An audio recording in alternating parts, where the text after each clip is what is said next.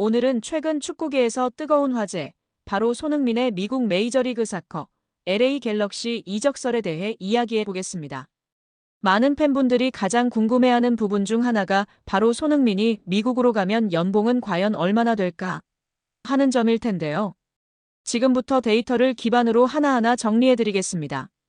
먼저 현재 MLS에서 가장 많은 연봉을 받고 있는 선수는 모두 아시다시피 리오넬 메시입니다. 그가 인터 마이애미에서 받는 기본 연봉은 약 2천만 달러, 한화로 약 270억 원 수준입니다. 거기에 애플 TV 중계권 수익, 아디다스 글로벌 수익 분배 등 부가 수익까지 포함하면 연간 6천만 달러, 즉 800억 원이 넘는 돈을 벌어들이고 있습니다. 그 다음으로 높은 연봉을 받는 선수는 이탈리아 국가대표 출신의 로렌조 인시네. 그는 토론토 FC에서 약 1,460만 달러, 우리 돈으로 약 200억 원의 연봉을 받고 있습니다. 그렇다면 손흥민은 어느 정도를 받을 수 있을까요? 손흥민은 잉글랜드 프리미어리그에서 오랫동안 활약했고 현재 토트넘의 주장이자 아시아 최고의 축구 스타입니다. 그는 단순한 스타를 넘어 글로벌 마케팅 아이콘이기도 하죠.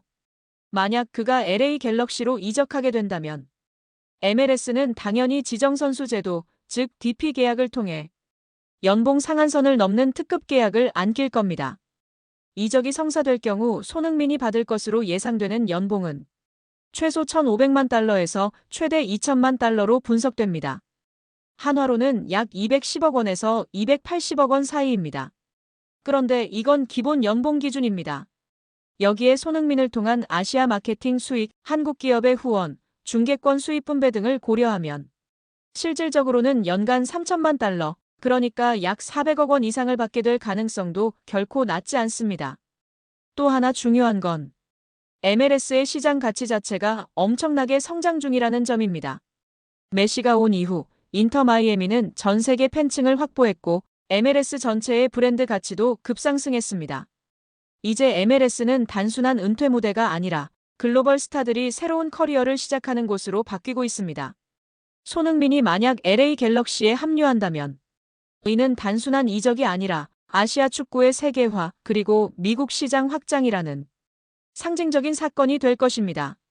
결론적으로 말씀드리자면 손흥민이 LA 갤럭시에 입단할 경우 연봉은 기본 1,500만 달러 이상, 마케팅 및 부가 수익 포함 시 3천만 달러 이상으로 예상됩니다.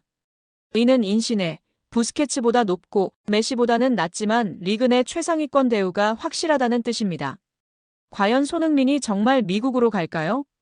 아직 확정된 건 없지만 만약 이적이 현실이 된다면 그 파급력은 단순한 이적 수준을 넘어설 것입니다. 여러분의 생각은 어떠신가요? 손흥민의 미국행 찬성하시나요? 댓글로 여러분의 의견 남겨주시고요. 좋아요와 구독 잊지 마세요. 여러분, 혹시 손흥민 선수의 주급이 프리미어리그 슈퍼스타들에 비해 훨씬 낮다는 사실 알고 계셨나요? 토트넘의 주장으로서 그리고 전성기를 누리는 세계적인 공격수임에도 불구하고 말이죠. 오늘은 손흥민의 실제 주급, 그리고 프리미어리그 다른 스타들과의 비교, 그리고 현지 언론과 팬들이 말하는 진짜 평가까지 함께 정리해 보겠습니다. 먼저 손흥민의 실제 주급은 얼마인가요? 2025년 현재 손흥민의 주급은 약 19만 20만 파운드, 한화로는 약 3억 4천만 원 정도입니다. 토트넘 팀 내에서는 1위에 해당합니다. 언뜻 보면 적지 않은 금액처럼 보이지만 프리미어리그 톱 클래스 선수들과 비교하면 이야기가 달라집니다. 프리미어리그 슈퍼스타들과의 비교해 볼까요? 맨시티의 케빈 더 브라위너는 주급 40만 파운드 이상, 리버풀의 살라는 약 3,540만 파운드, 맨유의 레시포드, 첼시의 스털링도 모두 30만 파운드 이상을 받고 있습니다. 반면 손흥민은 EPL 득점왕 출신임에도 불구하고 이들보다 절반에 가까운 주급을 받고 있는 겁니다. 그렇다면 왜 이런 차이가 생겼을까요? 낮은 주급의 이유에 대해 알아봅시다. 첫 번째 이유는 재계약 시기입니다. 손흥민은 2021년에 재계약을 맺었는데 당시에는 아직 득점왕 타이틀이 없었고 몸값도 지금만큼 올라가지 않았던 시기였죠. 두 번째는 바로 충성심입니다. 손흥민은 꾸준히 토트넘에 헌신하며 팀 우선 태도를 보여왔고 이적설 대신 잔류를 선택해온 선수입니다. 그리고 마지막으로는 토트넘 구단 자체의 주급 정책도 있습니다. 당시 해리 케인조차 20만 파운드 초반대였을 정도니까요. 그럼 현지 반응은 어떨까요? 영국 현지 언론들은 손흥민을 언더페이드된 월드클래스, 즉 저평가된 슈퍼스타라고 부릅니다. 팬들도 이 정도면 최소 30만은 받아야 한다. 가성비 끝판왕, 이런 선수가 이 정도라니 말도 안 된다는 반응이 대부분입니다. 그만큼 존경받고 있고 동시에 안타까움도 존재하는 거죠. 손흥민은 단순한 스타를 넘어서 실력과 인성을 모두 갖춘 주장이자 가장 저평가된 월드클래스 선수 중 한 명입니다. 높은 몸값만이 선수 가치를 말해주지는 않지만 그의 기여도와 리더십을 생각하면 지금보다 훨씬 더 높은 대우를 받을 자격이 충분한 선수임은 분명합니다. 영국 풋볼 인사이더에 따르면 로빈스는 토트넘이 챔피언스 리그를 병행하려면 스쿼드 뎁스가 중요하다. 손흥민은 큰 역할을 할 수 있다라며 기록은 전보다 떨어졌지만 손흥민이 어떤 유형의 선수인지 알지 않느냐며 잔류를 강력 주장하며 팬들의 공감과 지지를 받고 있습니다. 손흥민은 2015년 입단 이후 10년 동안 토트넘에서 397경기 출전 164골을 기록했습니다. 상징적인 존재지만 계약 기간은 이제 1년밖에 남지 않은 상황인데요. 재계약이 없으면 손흥민은 내년 여름 자유계약 신분이 됩니다. 이적설이 점차 구체화되는 이유이죠. 풋볼 런던은 이번 여름 손흥민의 이적 가능성이 그 어느 때보다 커지고 있다고 분석했습니다. 또한 손흥민의 30대 중반 나이와 체력 저하 우려도 이적설 배경인데요. 풋볼 런던은 손흥민은 다리에 녹이 쓴 것처럼 리듬을 찾지 못했고 공을 여러 차례 잃었다며 부진을 지적하기도 했습니다. 그러나 많은 매체와 팬들은 손흥민의 부상이 의심된다. 소니는 프리시즌에 가장 늦게 합류한 선수이다. 소니를 함부로 대하는 건 용납하지 않겠다 등의 반응을 보이고도 있습니다. 이러한 상황 속 폴 로빈슨의 작심 발언이 많은 팬들의 공감을 받고 있습니다. 잉글랜드 대표팀 수문장으로 활약했고 토트넘에서도 뛰었던 골키퍼 출신 레전드인데요. 그는 영국 매체 풋볼 인사이더가 운영하는 팟캐스트에 출연해 토트넘이 손흥민 매각을 통해 돈을 벌려고 하는 건 현명하지 못한 짓이다. 토트넘 주장이 가져오는 가치, 평판, 서포터들과 관계, 구단 가치 등 많은 것을 고려해야 한다고 말했습니다. 이어 토트넘과 손흥민은 12개월 계약 기간이 남았다. 유럽축구연맹 챔피언스리그에 참가하고 프리미어리그에서도 경쟁력을 유지하려면 구단을 잘 아는 선수로 스쿼드를 구성해 안정성을 확보하는 게 중요하다. 손흥민은 해당 조건을 충족한다고 전했습니다. 이어 그는 목소리를 높였는데요. 손흥민은 단순한 선수 그 이상이라며 상업적으로도 엄청난 자산이다.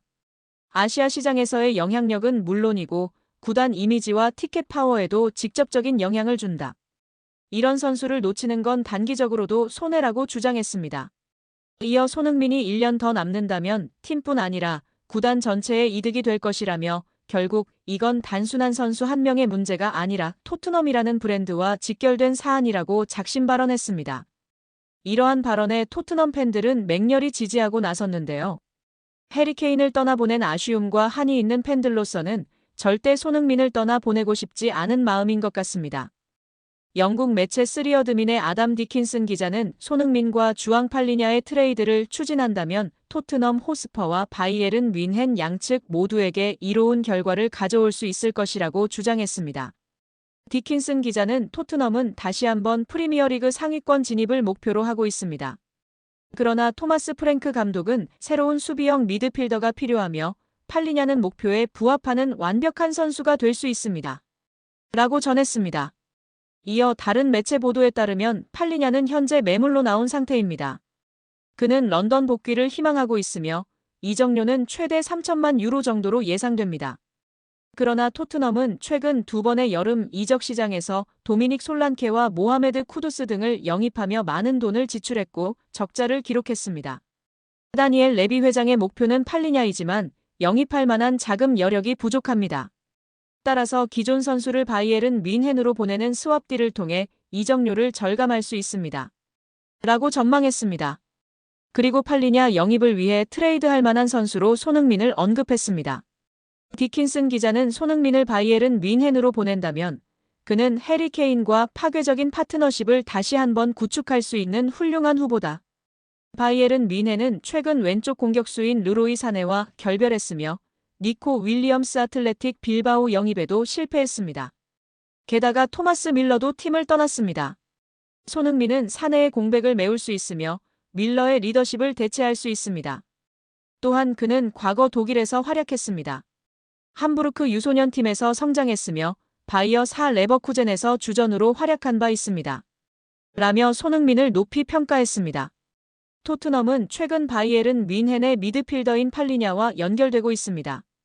포르투갈 국적의 팔리냐는 강력하고 정확한 태클, 중원에서의 적극적인 몸싸움 등 다양한 능력을 두루 갖춘 선수입니다. 그는 자국 리그의 스포르팅 리스본에서 프로 데뷔한 뒤 2022년 가치를 인정받고 프리미어리그 풀럼에 입단했습니다. 그리고 풀럼에서도 존재감을 드러냈습니다.